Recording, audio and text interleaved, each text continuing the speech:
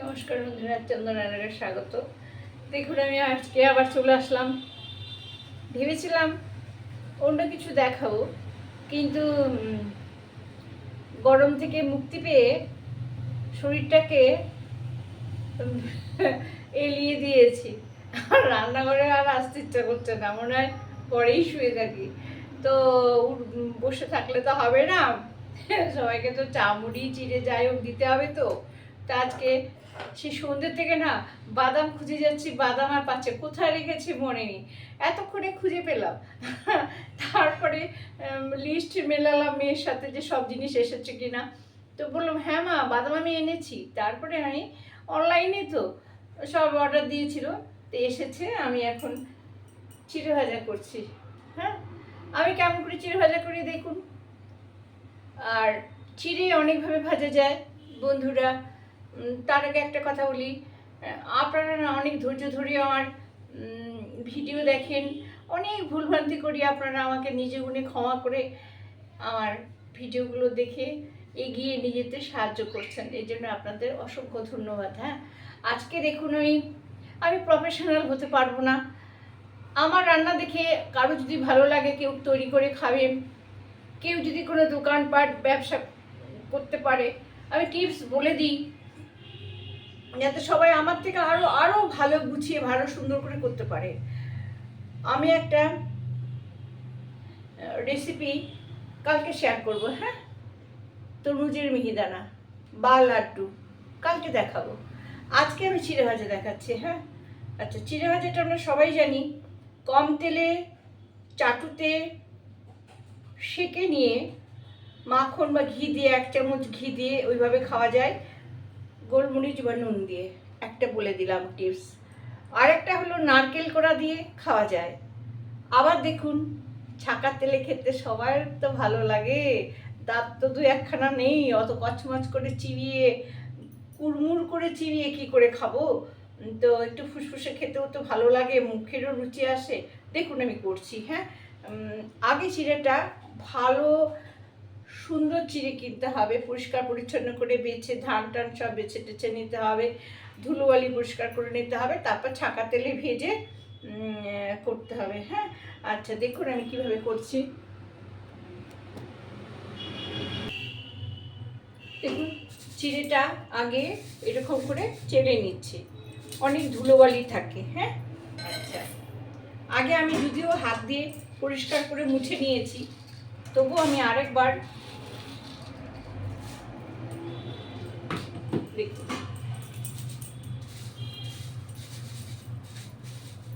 চেলে নিলাম। হ্যাঁ, চেলে নিতেই হবে, কিন্তু চেলে বেছে নিতেই হবে। হ্যাঁ, আচ্ছা,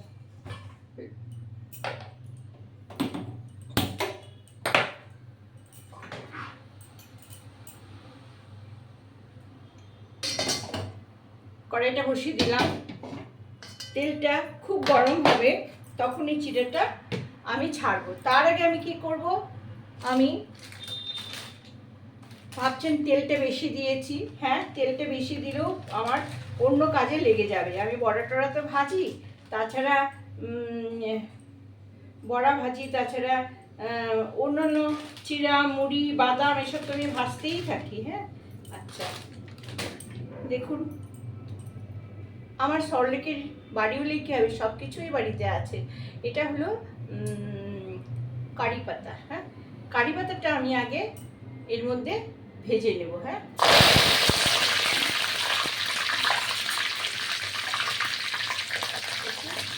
সামান্য ভেজে নেব। হ্যাঁ,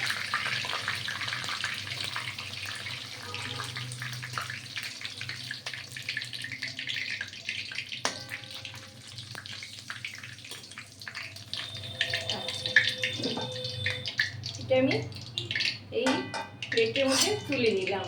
হ্যাঁ, আচ্ছা, এবার আমি দেব বাদাম, দেব বাদামটা একটু লাল করে ভেজে নেব। হ্যাঁ, দেখুন, এই বাদামটা আস্তে আস্তে ভাজা হলে আপনারা দেখতেই পাবেন যে এটা লাল হয়ে গেছে। হ্যাঁ, তখন এটা তুলে নিতে হবে।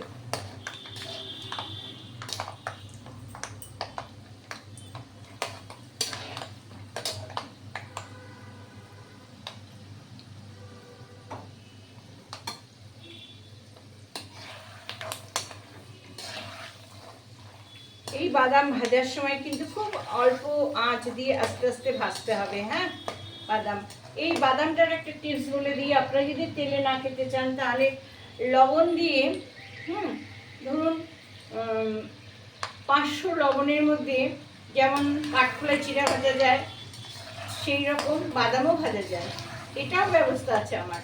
কিন্তু তেল দিয়ে ভাজলে দেখতে সুন্দর লাগে, খেতেও টেস্ট হয়। তেলের জিনিস ভাজার জিনিস তো আলাদা হবেই, তাই না?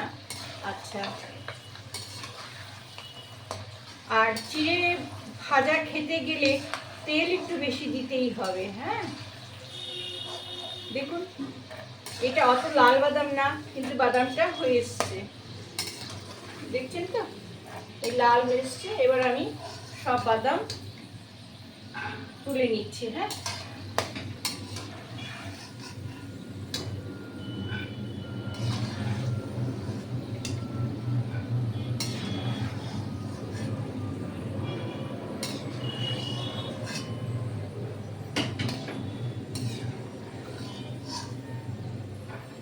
হয়ে গেল সব বাদাম তোলা। হ্যাঁ,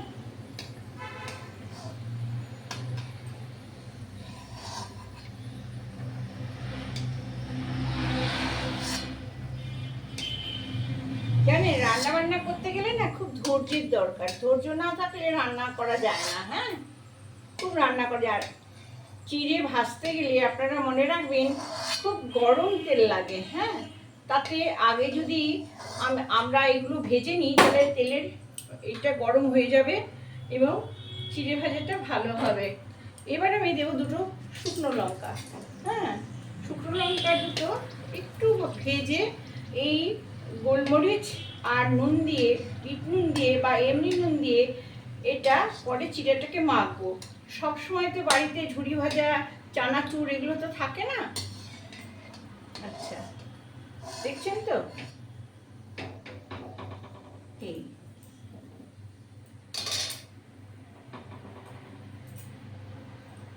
এটাও গরম হয়ে গেছে।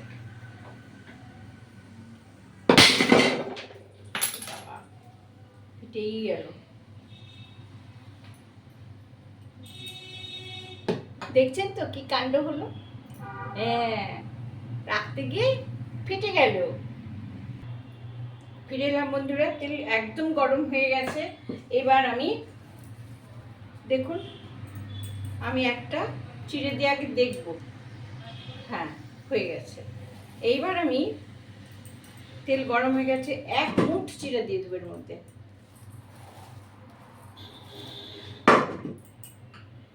এই যে দেখছেন 1 মুঠ চিড়া ছেড়ে দিলাম, ঠিক আছে।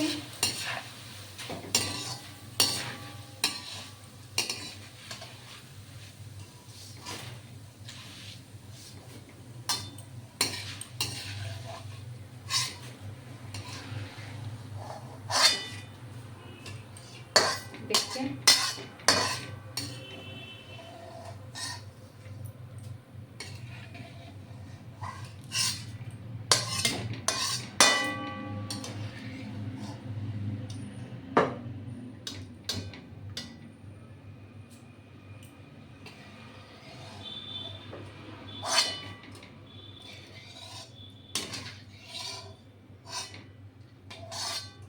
আচ্ছা, দেখুন সাদা ধবধবে কেমন চিড়ে হয়েছে।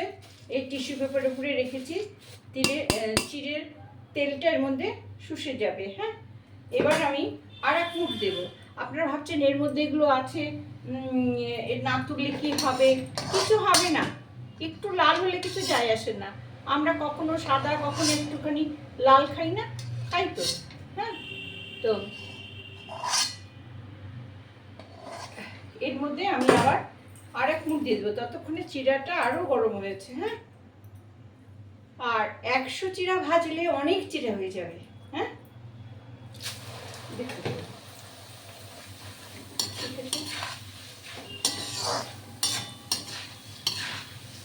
কম আঁচে ভাজবেন না, তাহলে তেল ঢুকে যাবে। হ্যাঁ, বেশি আঁচে ভাজবেন, তাড়াতাড়ি তুলে নেওয়ার চেষ্টা করবেন।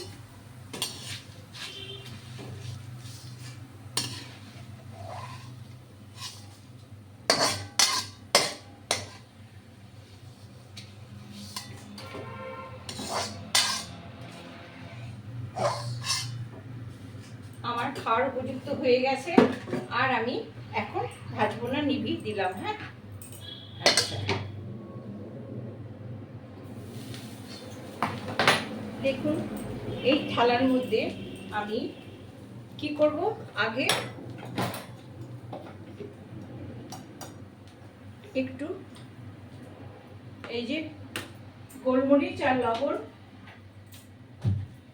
এই বাটির মধ্যে চটকে নেব। হ্যাঁ,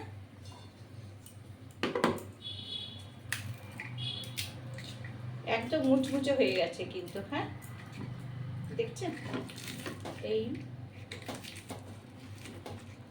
লবণের সাথে এটা মেখে নেব। হ্যাঁ,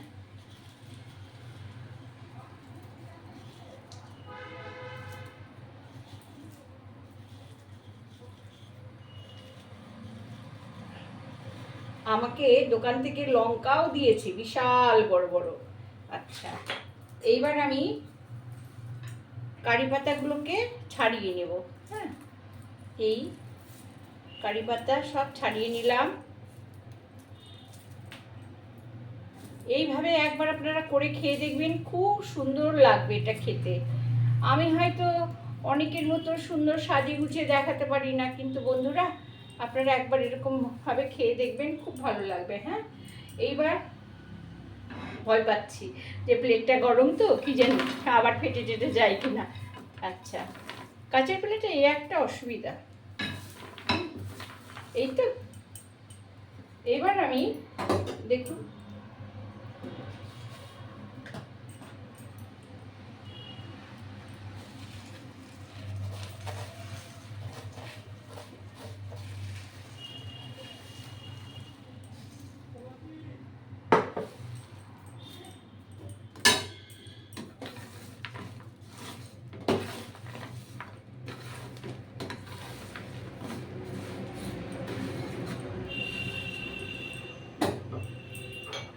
এই লঙ্কার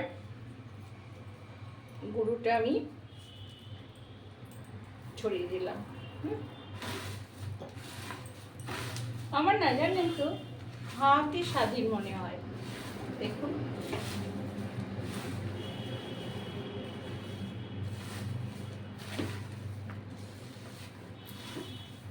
আমি শুকনো লঙ্কাগুলোকে খুব একটা গুঁড়ো করলাম না, কারণ যদি শুকনো লঙ্কাগুলোকে খুব গুঁড়ো করি মুখে পড়লে, দেখছেন তো আমার চিরা কেমন সাদা ধবধবা হয়েছে।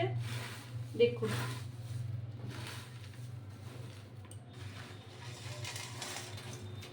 এই যে বাড়তি তেলটা এই থালার সঙ্গে উঠে আসলো।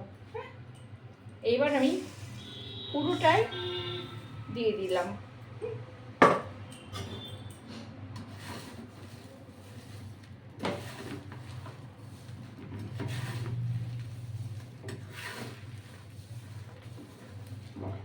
আপনারা আমার গল্প অনেকেই ভালোবাসেন, তাই না? আচ্ছা, এই যে গরমটা গেল, আমরা কি খেলাম বেশি? শরবত টরবত সবই খেলাম, তার থেকেও বেশি খেলাম কি বলুন তো? জল। এই জল নিয়ে যে কত গল্প আছে তা আপনাদের বলে বোঝাতে পারবো না। হ্যাঁ, ব্যাস, এবার খেয়ে দেখবেন কেমন টেস্টি হয়েছে। হ্যাঁ, দেখুন এরকম করে আপনারা এটা সংরক্ষণ করে 1 মাস 2 মাস রেখে দিতে পারবেন। মুখ বন্ধ কৌটায় কিন্তু রাখতে হবে। হ্যাঁ, যেমন তেমন কৌটায় রাখলে হবে না, মুখ বন্ধ কৌটায়, এয়ারটাইট কৌটায় রেখে দিবেন। হ্যাঁ, আচ্ছা বন্ধুরা, ভালো লাগলে সাবস্ক্রাইব করবেন, লাইক করবেন, শেয়ার করবেন। জানেন আমি ভাইরাল হতে কোনোদিনও পারবো না। একটা মাত্র আমি অভিনব খিচুড়ি করেছি, তাতে 32,000 লোক দেখেছিল, না আসলে সবই 1,000 2,000 3,000 এরকমই লোক দেখে। যাই হোক, আপনারা অনুগ্রহ করে দেখেন, এই আমার যথেষ্ট। আর রান্নাঘরটাকে সুন্দর করে সাজাতে হয়, সুন্দর করে পরিপাটি করে দেখাতে হয়, তবেই তো লোকে অ্যাট্রাকশন হবে, তাই না? আমি তো ওরকমভাবে দেখাতে পারি না। আচ্ছা, আপনাদের আমি একটা গল্প শুনতে চেয়েছেন, খুব একটা সুন্দর গল্প বলছি। আচ্ছা, একটু এক মিনিট, হ্যাঁ। গল্প শুনলেন তো? একটা গল্প করি। এইটা দেখছেন তো? এটা হলো জগ। আমার যখন 89 সালে বিয়ে হয় তখন ওই এরকম জগ কেউ একটা দিয়েছিল। কারণ আমার দাদারা তো কন্ট্রাক্টারি করতো, অনেক গিফট পেয়েছিলাম। তার মধ্যে কেউ হয়তো এটা জগটা মনে হয় দিয়েছিলাম, না গিফটেরই জগ, আমি জানি না ঠিক, মনে নেই। আমার শ্বশুরবাড়ি থেকে এসে আমি এই জগটা দেখেছি। কারণ বিয়ের পর এত প্রেজেন্টেশন আর এত শাড়ি কাপড় পেয়েছিলাম যে আমার 6-7 বছর আমার শাড়ি কিনতে হয়নি, একদম গল্প না। আর তাও কি সবাইকে দান করেছি, দান করেও আমার প্রায় 70টা শাড়ি ছিলই। তো আমি 5 বছর শাড়ি কিনতে হয়নি, একেবারে চোখ বুঝে। যাই হোক, এই জবটা আমাদের জয়েন্ট ফ্যামিলি ছিল, 27 বছর আমি জয়েন্ট ফ্যামিলিতে ছিলাম। তো আমার হাজব্যান্ড অফিসে তো চাকরি করতো, কেএমডিতে ছিল। হ্যাঁ, তো আগে সিএমডি ছিল, পরে কেএমডি হয়েছে। তো অ্যাকাউন্ট সেকশনে চাকরি করতো। ওই সময় আমার মেয়েও স্কুলে পড়তো। আমি না জগে জল রাখতাম।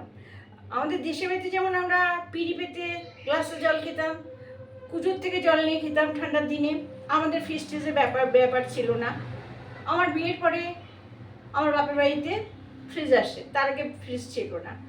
তো যাই হোক, ওই জগে জল রেখেছি।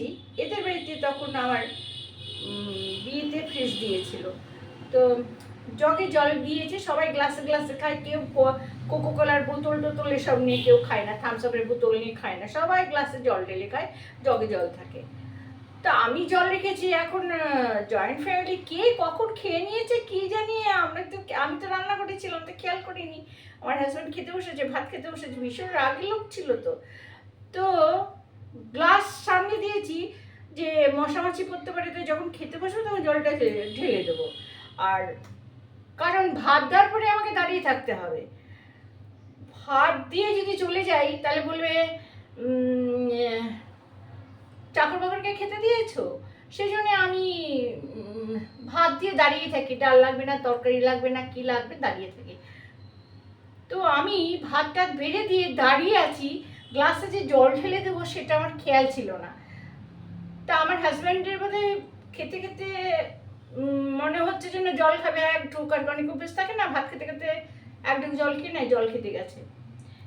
এই টকটপুর করে জল ঢালছে ঢালছে ঢালছে ঢালছে, আমি তো তাকিয়ে আছি জল পড়বে, আমি তো ভরে রেখেছি, দেখি কি এক ফোঁটা জল পড়ছে না।